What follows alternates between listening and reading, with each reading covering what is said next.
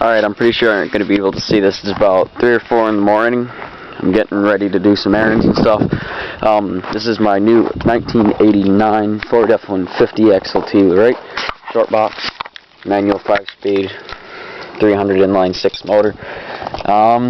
It's about 23 degrees here in Iowa. So, this is going to be just a cold start. And like I said, you probably won't be able to see anything, but let me find my key.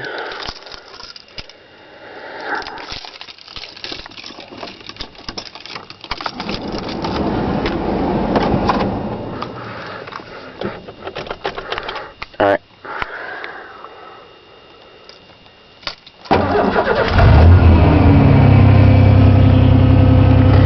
Starts right up.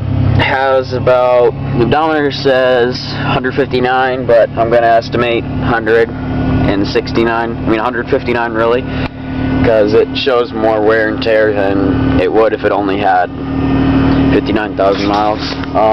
It's real nice. There's only one little spot of rust on it. Tomorrow, if I have the time, I'll end up putting up another video of it for a tour and stuff like that. But for now, this is all I got, and I hope you like it.